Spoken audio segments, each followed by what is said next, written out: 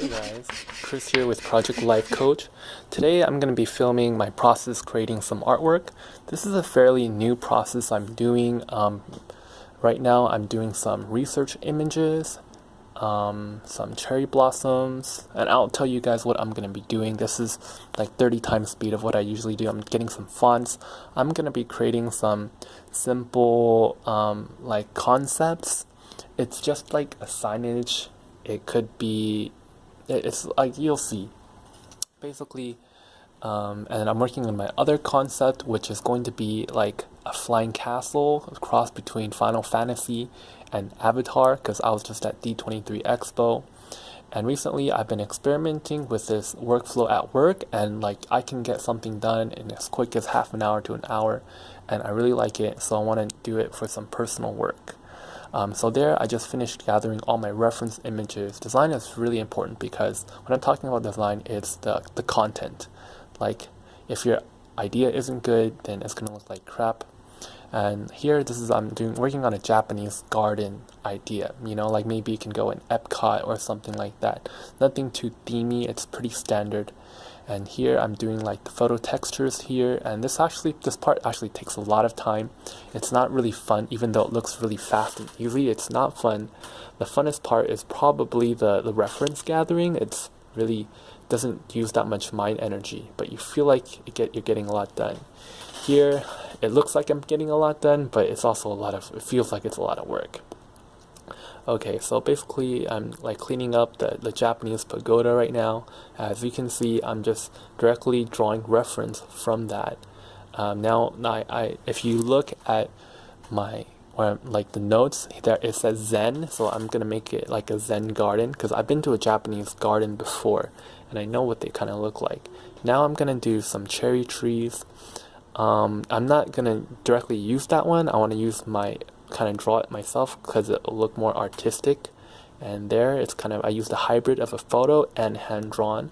So basically what you're seeing here is it's a combination of hand drawn techniques and photo collaging. Now I'm doing the text. I think the text is really important because it's like bam in your face, really simple. It's like you get it. And recently I've had to do something like this at work, and now I'm like doing it in my personal work, and I feel like it just like in a theme park, this is kind of what it kind of looks like, and I just feel like it's nice and it's easy, and you get a lot of bang for your buck with really little effort too. So yeah, here I think I'm taking a break. I just want to say this, it could be either for students, this video could be for professionals, it could be for potential clients, but basically I'm just showcasing my work and my process, and mostly for me, when I go back to it maybe years later or I look at it, I think it's really helpful to reflect. I think reflection is great, and even on my work, it'd be really nice to reflect upon my work. Okay, now I'm so tired by the way. Now I'm doing this idea of this flying castle.